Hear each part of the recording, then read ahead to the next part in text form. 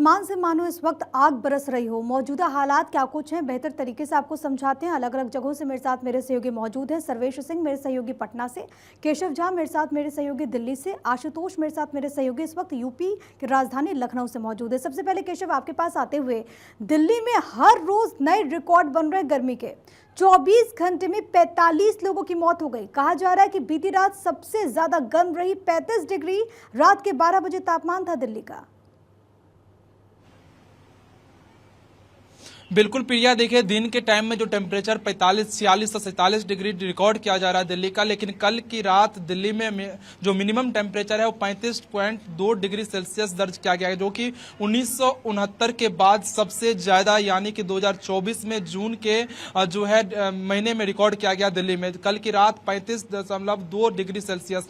समझ सकते हैं दिन के समय अगर 35 डिग्री सेल्सियस रहती है तो टेम्परेचर, तो किस तरह से जो गर्मी है वो लगातार जो है वो महसूस किया जाता है। लेकिन अभी अगर बात करें तो दिल्ली में अभी जो मौजूदा समय में अगर टेम्परेचर की बात करें तो 46 डिग्री मैक्सिमम टेम्परेचर रिकॉर्ड किया गया। हालांकि आज एमडी की तरफ से दिल्ली में रेड अलर्ट जारी किया गया था, लेकिन शाम के टाइम में एमडी ने के अनुमान है कि हल्की बारिश और आंधी नुमा हवा चल सकती, तो इससे दिल्ली वालों को थोड़ी राहत मिल सकती। लेकिन फिलहाल जो है 46 डिग्री टेम्परेचर से लोगों का जो तपतपाती गर्मी में है वो जीना बेहाल है। दूसरी तरफ जल संकट से भी लोग जूझ रहे हैं। लेकिन एक तरफ से इस हीट वेव के चलते 45 से ज्यादा लोगों की दिल्ली के अलग अलग अस्पतालों में मौत भी हो गई है। आरएमएल में हीट स्ट्रोक यूनिट बनाया गया था, जिसमें लगातार जो हीट स्ट्रोक से पीड़ित मरीजों की जो संख्या है वो बढ़ती जा रही है और 12 घंटे के अंदर आरएमएल हॉस्पिटल में ही 7 से ज्यादा लोगों की मौत हो गई है। दिल्ली के अलग अलग अस्पतालों में तकरीबन 45 से ज्यादा लोगों की हीट वेव्स के चलते मौत हो गई है। तो इस आप समझ सकते हैं दिल्ली में जो है गर्मी कितनी भयावह है और किस तरह से लोग इससे बचने के लिए खुद को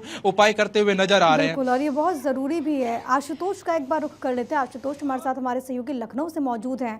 आशुतोष, क्योंकि इससे पहले भी आप जानकारी दे रहे थे कि भीषण गर्मी इस वक्त लखनऊ में, यूपी में देखने को मिल रही है। 171 लोगों ने जान गंवा दी।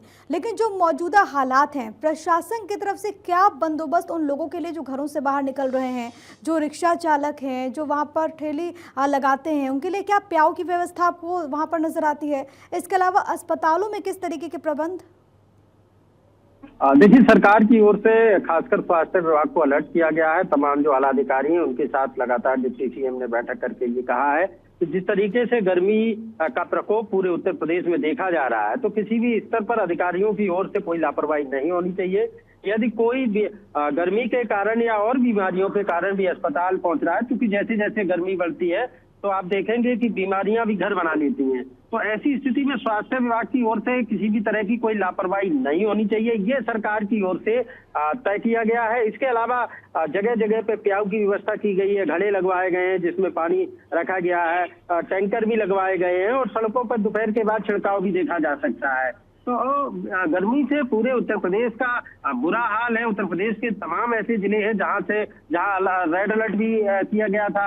आपने देखा होगा कि बुंदेलखंड में अकेले 64 लोगों की गर्मी की वजह से मौत हो जाती है और ये पूर्वांचल में 62 लोगों की मौत हो जाती है। तो गर्मी का प्रकोप इस कदर है कि अभी तक पूरे उत्तर प्रदेश को जून के महीने में 171 लोगों को जला दिया है, यानी कि 171 लोगों की जान ले ली है जून के महीने ने। आप समझिए, इसी से अंदाजा लगा सकते हैं कि गर्मी का स्तर क्या होगा उत्तर प्रदेश के अंदर।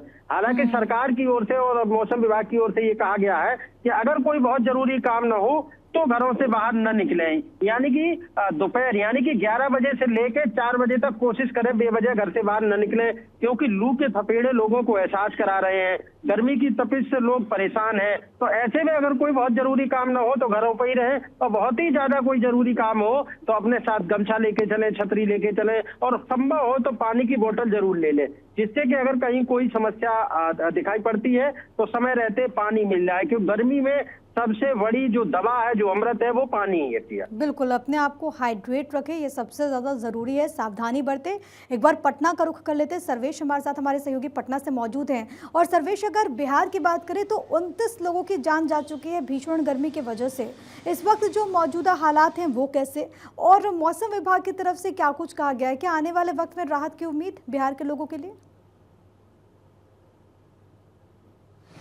प्रिया, देखिए अभी 3 से 4 दिन अभी राहत की कोई उम्मीद नहीं है। बताया जा रहा है कि मानसून की पहली बौछार 23 या 24 तारीख को बिहार में मिल सकती है लोगों को, और उस दिन से राहत मिलनी शुरू हो जाएगी। हालांकि जो अभी आलम है वो गर्मी का सितम लोगों पे कहर बनकर टूट रहा है। 29 लोगों की मौत पिछले 4 दिनों में हुई है, और जिस तरीके से हालात बने हुए हैं पूरे, जो अगर कह लें दक्षिण बिहार की जो स्थिति है, जिसमें कि आप देखेंगे कि नवादा, नालंदा, इसके अलावा जो औरंगाबाद, बक्सर, भोजपुर, जमुई, जो पश्चिमी पूर्वी इलाका है बिहार का, इन तमाम इलाकों में काफ़ी ज़्यादा गर्मी पड़ रही है। और गर्मी का सितम ये है कि तकरीबन 47 डिग्री टेम्परेचर चला जा रहा है। 47 डिग्री टेम्परेचर का मतलब ये है, आप समझ लीजिए कि पटना में आज का तापमान 42 डिग्री है, लेकिन महसूस जो हो रहा है वो 54 डिग्री के आसपास हो रहा है।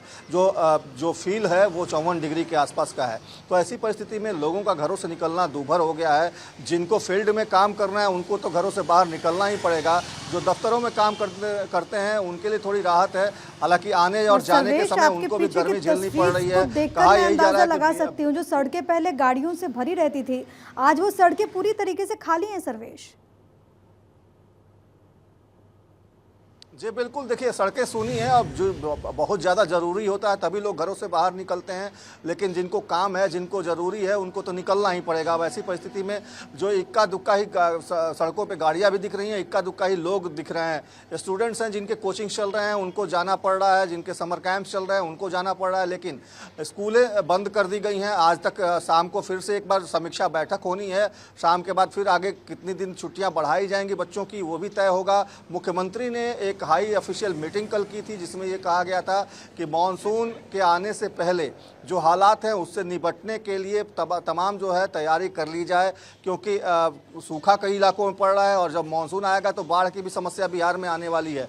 तो इन तमाम चीज़ों को देखते हुए तमाम जो है उपाय किए जा रहे हैं सरकार के स्तर से। अस्पतालों में अतिरिक्त बेड लगाए गए हैं, सड़कों पे पानी का छिड़काव किया जा रहा है, पानी प्याऊ की व्यवस्था की गई है। चौक चौराहों पे तमाम जो सार्वजनिक जो लोग हैं, जो सार्वजनिक जो निजी कंपनियां हैं, वो लोग तमाम इस तरह के उपाय किए हुए हैं ताकि लोगों को राहत मिले। लेकिन जिस तरीके से तापमान बढ़ता जा रहा है लगातार, और बताया ही जा रहा है कि अभी 3 से 4 दिन तापमान में कोई कमी नहीं होगी, ऐसे ही तापमान जो है ज़्यादा रहेगा। और 47 डिग्री के आसपास पूरे बिहार के जो 17 जिले हैं वहाँ पे 43 से 47 डिग्री के आसपास तापमान रिकॉर्ड किया जाएगा। प्रिया, ठीक है सर्वेश, लौट रही हूँ मैं केशव का एक बार फिर से रुख करते हुए। केशव हमारे सहयोगी दिल्ली से लगातार कनेक्टेड हैं, और केशव, दिल्ली वालों की समस्या तो इस वक्त डबल हो चुकी है। एक तो पानी की किल्लत, दूसरी भीषण गर्मी में लोगों को राहत मिलते हुए नजर इस वक्त नहीं आ रही।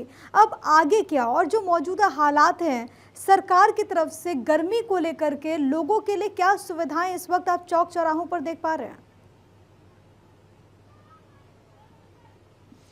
बिल्कुल प्रिया, आपने सही कहा। दिल्ली में दिल्ली वाले इस वक्त मौसम के दोहरे मार का झेल रहे हैं, क्योंकि एक तरफ जहां जल संकट से लोग जूझ रहे हैं तो दूसरी तरफ तपतपाती गर्मी से भी लोग परेशान हैं। लगातार 46-47 डिग्री टेम्परेचर में लोग रह रहे हैं। रात को उम्मीद करते हैं कि जो आपको पता होगा कि दिल्ली में अधिकतर जो मजदूर हैं, रिक्शे वाले खासतौर से, वो रात को खुले आसमान के नीचे सोते हैं, लेकिन रात के टाइम में भी जो मिनिमम टेम्परेचर है वो 35 डिग्री सेल्सियस से नीचे नहीं जा रही है। यानी रात के समय भी दिन के जैसा ही टेम्परेचर दिल्ली में इस समय रह रही है। तो आप समझ सकते हैं इससे कि किस तरह से वो उन लोगों के लिए खास तौर से प्रॉब्लम हो रहा है जो खुले आसमान के नीचे सोने के लिए मजबूर होते हैं। दिल्ली सरकार की तरफ से उन लोगों के लिए कोई व्यवस्था नहीं की गई है, कहीं भी खुले आसमान के नीचे पानी पीने की व्यवस्था नहीं की गई। हालांकि कुछ दिनों पहले दिल्ली एलजी की तरफ से एक आदेश जरूर निकला था कि जो मजदूर हैं वो दोपहर के टाइम 12 बजे से लेकर 3 बजे तक आराम कर सकते हैं, काम पर नहीं जा सकते। लेकिन आपको पता होगा जो मजदूरी करने के लिए जो मजदूर जाते हैं उनके लिए ये समस्या होती है कि जो उनको पेमेंट करता है वो उनको 2 घंटे 3 घंटे की छुट्टी नहीं दे सकता है।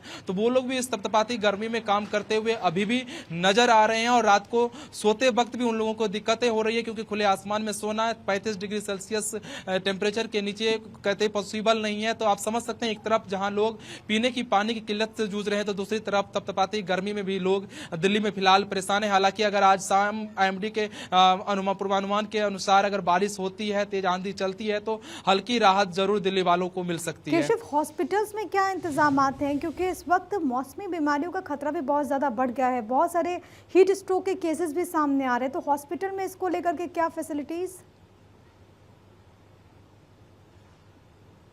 बिल्कुल प्रिया, देखिए हीट स्ट्रोक को लेकर आरएमएल ने सबसे पहले हीट स्ट्रोक यूनिट बनाया था अपने आरएमएल अस्पताल में, ताकि जो भी मरीज हैं जो लू से पीड़ित होकर आएंगे तो उनको जी। तुरंत उस यूनिट में उनको लू से संबंधित बीमारियों का इलाज किया जाएगा। और इस यूनिट में रोजाना 20 से ज्यादा पेशेंट एडमिट हो रहे हैं आरएमएल अस्पताल में सिर्फ। उसमें से जो 12 घंटे की जो डेटा बताई है आरएमएल ने, उसमें 5 लोगों की मौत भी हो गई है जो लू से पीड़ित मरीज आए हुए थे आरएमएल इलाज कराने के लिए। वही एम्स में भी जो है हीट स्ट्रोक यूनिट बनाया गया खास, और उसके बाद सफदरजंग अस्पताल में भी हीट स्ट्रोक यूनिट बनाया गया, और उसके बाद एलएनजेपी ठीक है, और अस्पताल में जरूरी भी भी बनाया गया। है। तो तमाम हालांकि हॉस्पिटल दिल्ली में वाले इस हीट वक्त स्ट्रोक से परेशान तो पीड़ित हैं ही, मरीजों क्योंकि के लिए गर्मी और पानी की किल्लत भी। बहुत धन्यवाद आप तमाम सहयोगियों का हमारे साथ जुड़ने के लिए, तमाम तस्वीरें और जानकारी दर्शकों तक पहुंचाने के लिए। तो भीषण गर्मी है, अपना बहुत ज्यादा ख्याल रखिए।